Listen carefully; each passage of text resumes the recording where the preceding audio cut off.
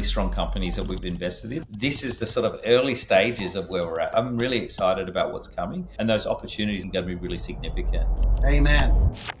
So Yash, what's today's show about? This week, we really wanted to talk about the companies we've invested in. I think it's been a year since we've launched Empress Capital, and we really want to talk a little bit about all of the great companies that we're seeing in this space so far. There's many more to come, but it'd be great to share what we're seeing, who we've invested in, and why that's exciting. We talked in early 22 about AI being the next big thing, and people always said to me, why now? Why is this a big deal? It's been really great to see that over the kind of last year, how this has really snowballed. And, I was saying this a long time ago, and it's great to see now that we're really having a whole range of activity in this. And so it's super exciting. And I think it's just the beginning for what we've invested in to date. Why don't we talk about a few of our companies? I'd love to get your thoughts on what you think, as much as, why we're so excited about it. Let's do it. We should adhere to the same challenge we put to founders, that can they pitch their story in less than 2 minutes? You think we can do it? All right. The first company that I think we should talk about is Aristar. We invested in Aristar as we were kicking the fund off. Aristar's AI-based prop tech solution. So it really uses, and this is one of the things where I first saw some of the generative design come out. So it's using generative design to be able to design buildings that really fit on a block of land. In essence, it really automates something that used to be very technical and very difficult only by architects, and does this within planning permission. So have you seen how that works, and what's your sort of take on Aristar? I've seen that what you've shown me, Yash. I haven't seen it at work, and it's you did it before I joined. Why don't you tell me, what did you like about it? One, I really like the founders. Dr. Ben Khoury is really an expert in this area. So he's got his PhD in generative design. He lectures at UTS and is really deep in this space. So he really knows this. So that's what I really liked about it, having someone who's really passionate and a deep expert in that area. What I really liked about this is a whole new way. And like I say, this is before all the LLMs were really out there, a way to be able to do something generatively, being able to come up with these solutions to problems that would have taken a long time. And what I really liked is they were backed by some really great people, both from an investment point of view and within the team, and including our own Prabhat, who's our advisor, Prabhat Sethi, who's really an industry stalwart in that area as well. And so they've been backed really well. They're getting great traction. And that's why we invested, that we were able to get into this round. It's a really hard investment to get into, but we felt like they were really doing some great things. And they're working with some governments now. We're seeing some real progress in what they're doing. So they're working with the Victorian government on the e-Comply program. They're rolling out to the US as well as Canada. And so we're seeing that sort of flywheel start, and we can see a lot of progress, particularly this year with those international expansions. I really like that it's makes sense for Australia. Like a big part of the GDP here is property development and real estate. It's a neat application of AI in a vertical niche that makes sense. You don't have to worry, is Google going to release something that's going to, take away my business tomorrow, in that sense, because it's really tailor-made to the market that they're serving. It's not a general purpose AI technology. Yeah, exactly. And so they have a lot of data, a lot of experience in it. So it's funny you said Google, because Google actually did release something in this space, and Aristar's been far more successful than what they've been able to release. The other thing is they've just recently won a couple of PropTech awards, which is also great recognition of the work that they're doing. I think they won Scale Up PropTech of the Year, as well as the most innovative PropTech. And so look, we're really excited about where they're going, onwards and upwards in what they're doing. All right, what's the next company we want to talk about? I go next with Buzzy. Here's the elevator pitch. There is $750 billion a year spent on software development. There's a growing category within that, no code. And within that, there is the AI-powered no-code place. Early on, when AI broke into the global scene, there was a lot of interest in the idea of software automation, no-code. And Buzzy, really, what they do is they take a text prompt and they give you a full stack app. So imagine you just say describe the type of app you want, and you wait a minute and you get an app. That's in of itself amazing application of generative AI. But what I really like is that they also let you iteratively design and edit it, not just in text, but also in Figma. If you want an app and you can describe it, and the pitch and the prompt works, you get that app, you can make it, it's working. And if you need to edit it, or you need to steer it or refine it, you can do it in text as you describe it, or you can actually get a full Figma design of your app and edit it in Figma. Great. And I, just to add to that, I mean, I love what Adam and the team at Buzzy are doing. I think it's got some real legs. And, I'd seen many people try and do what they're doing with Buzzy before, but be able to do it as a one-off maybe. But to have this sort of approach of changing the way software is developed, for certain applications, this is going to be spot on and allow people to really generate applications far quicker than they've ever been able to do before. And we've seen, videos of people freaking out when they use it. Even one of our events as well, we heard this sort of, from the crowd going, oh, is that, able to generate from idea to app is so super powerful, and builds on our idea of a new interface, a new interface using AI on how we do things. And so that's why, I love Buzzy. I think they've got a great team. I think Adam's a great founder, having already, exited a business before. I think is a really great reason to back them. And, I'm really excited about what they're doing. Another thing I like is that they're building on quite a bit of engineering backend. So this is not a solution that was born 5 months ago. They did pivot. After they were pursuing a few years, they've developed sort of a no-code platform which oriented towards the enterprise. And then they moved towards Figma, and then they added AI. So in a way, they were able to drive to the market this dream, this vision of prompt to app in record-breaking time because they leverage years of investment in engineering, which is a massive competitive advantage. So there is a serious tech moat there. It's not just a thin layer above ChatGPT, and that's I think is why it's a really interesting business. Yeah, and I mean, what excites me and why we also invested was the level of interest. They've got over 10,000 people on a wait list in less than a few months. We're seeing a big uptick in their revenue. Even that wait list, people is paying to skip the wait list. And so that's a really great sign. And it's really great to see them going global. When we look at even already the number of countries that are using Buzzy, it's really exciting. So I think they've got a great future ahead. Why don't you tell me about Quintessence? Quintessence Labs is an amazing company, really a deep tech solution. We talk about what we invest in three areas: solutions, tools, and infrastructure. And this really fits in that third bucket around infrastructure. They are a quantum encryption-based company, and so they developed solutions in this space. And I've seen Vikram and the team go from a theoretical idea, which was in a lab, to now being on a board that sits in a data center on computers. What they do is they have a whole range of products that allow this next level of encryption. And so what we believe is that the current encryption we have with RSA and some of the other technology will be broken. And that may be with AI and with quantum. And if those two things come together, it's a really big part of what we think needs to be part of that tech stack. So that's why we've invested. Great deep tech team. Vikram's already founded 3 other startups successfully. And so that's also what we like to see is when founders have that experience and that drive to do it. He went and did his PhD at Stanford, and really they're world leaders. There's only a few companies in the world that can do what they're doing. And then once again, they've got great backing, backed by Main Sequence ourselves and a few other big backing there. And that's what you need with a deep tech company. What sort of stage are they in? Are they still in, are they pre-launch, post-revenue? There's a few companies that we've invested in actually that aren't at that early stage. And Quintessence is one of those. It's taken a number of years to get where they are. So they are well down the line. They're now pushing out to the US. They're working with some large US customers as well as here.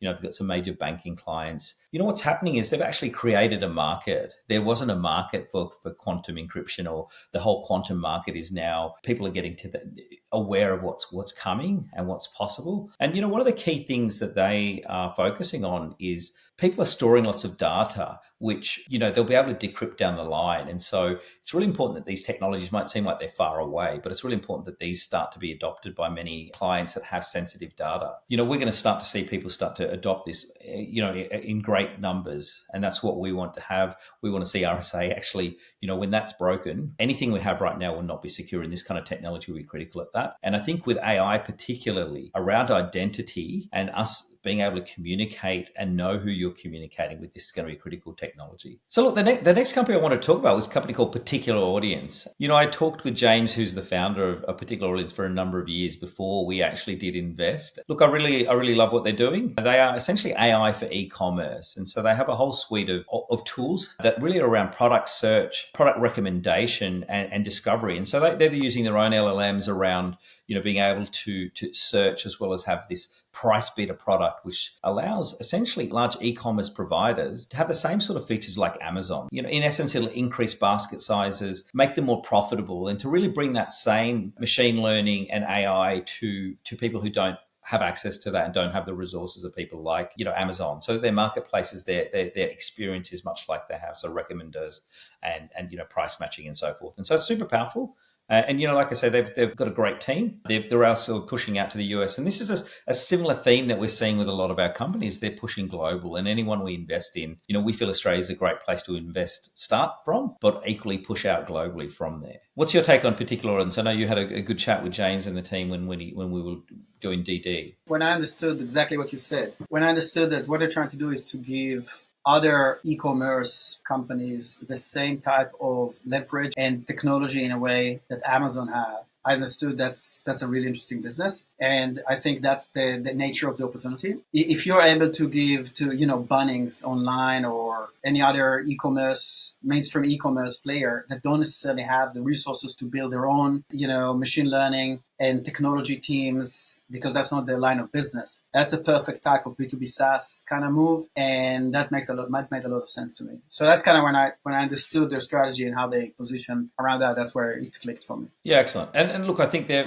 once again, they've just joined a SAP Accelerator, Future of Customer Engagement, that big push to the US, and they've had a recent raise as well, which we came into. And look, once again, they're backed by some great other VCs, some of our colleagues at EVP and 5V. And so I feel like they're on their trajectory, and there's a lot of work always to be done with all this, but I really feel like it's a big market. They take on some of the bigger US competitors. They've really got a lot of potential in what they're doing. The next company is stability. So if you run a team, if it's small or big, you know very well that just keeping track on what everybody's doing is your full-time job. Everybody's doing it badly. And instead of sync meetings and status update meetings, and people come up with all sorts of form and spreadsheet just so that they can keep people on track. When I was CEO at Smart Sparrow, a big chunk of what I spent my time was just tracking OKRs, objective and key results. And I was yearning for a tool that would just take away the pain, because the pain was, how do I structure this spreadsheet that I had, and how do I get the updates in and all that stuff. And I looked at other companies that were doing it at the time, and none of them really fit my purpose. When I saw what Stability were doing, the first thought I had was like, this is really hard problem. And the second thing is, when I saw their growth, I was like, okay, they hit market fit.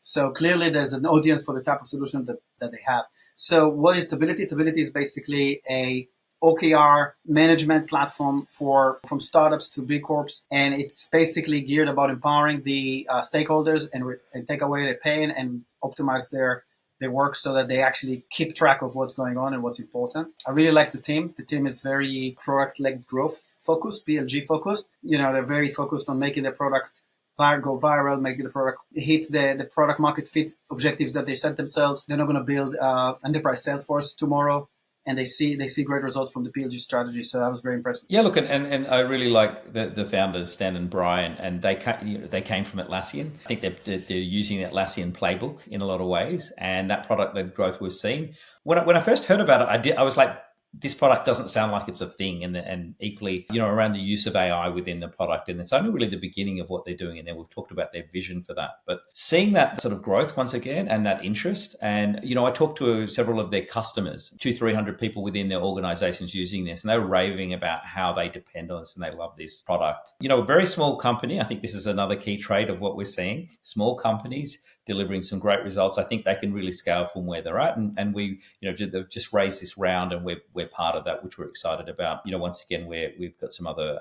VCs that are part of that round.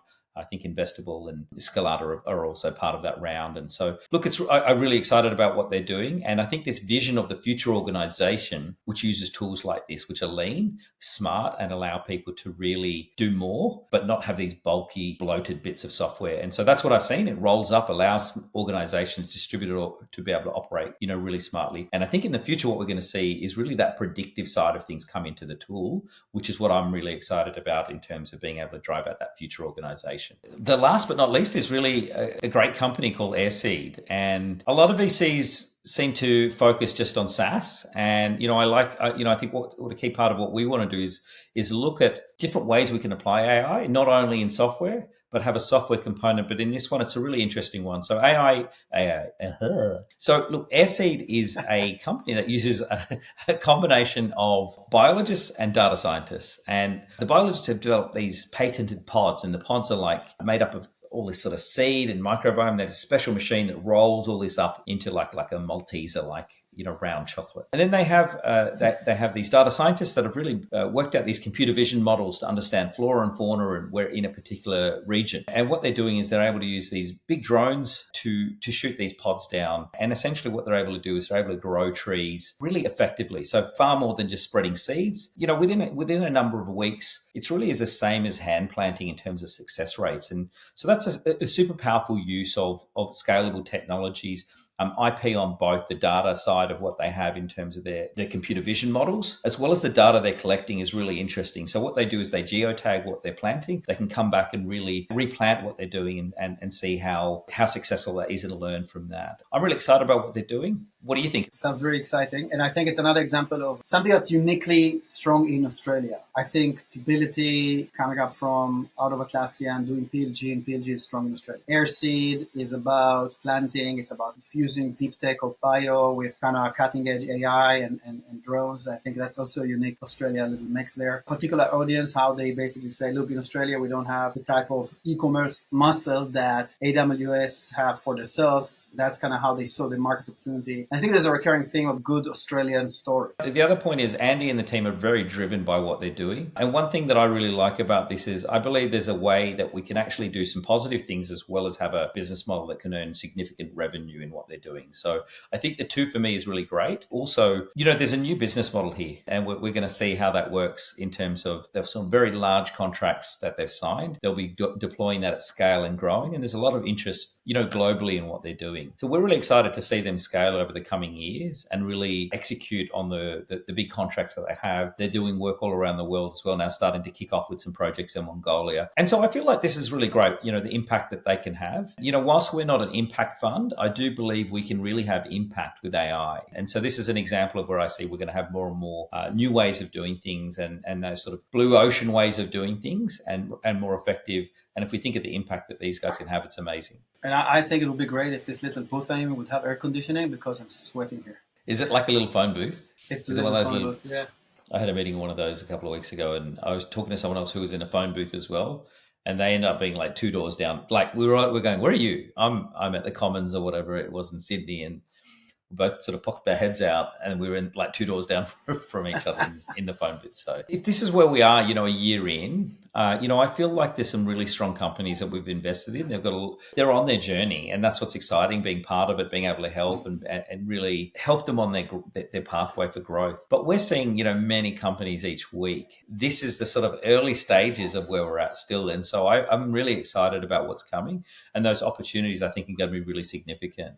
Amen. I think it's the next big wave. AI is as big as cloud was and SaaS. And I think we're just getting started. Exactly. This is like SaaS on steroids. That's my thing is I think this is going to move us forward in many ways. And really, I think humanity and society can really go forward massively with this. Well, every wave is building on the momentum of the previous wave, like that's the metaphor. So AI is not like a different thing than SaaS. It's SaaS on steroids, SaaS powered by AI. And the interesting bit with why this is moves so fast is because to a large extent, the infrastructure, the install base is already there. And like adding AI to your offering is kind of thing you just kind of switch on in many cases. That's why, OpenAI achieved 100 million users in like, was it 5 days? Something ridiculous. Maybe not, it wasn't 5 days. It was something along those lines. It was a month. I think it was a month in there. It was a month, was 100 million, then a million in like 5 days. There was something like that. I think it's an accelerator. It's an accelerant. Yeah, 100%. It's going to be good, exciting. Why don't we post the links to each of the companies we talked about today below, and look forward to talking to you next week, Joel. What are we going to talk about next week? I think Google is preparing a big launch. Should probably cover that. I think that's going to be exciting. There's a lot I'm seeing there. That'll be good. All right, that's this week. That's a wrap. See ya.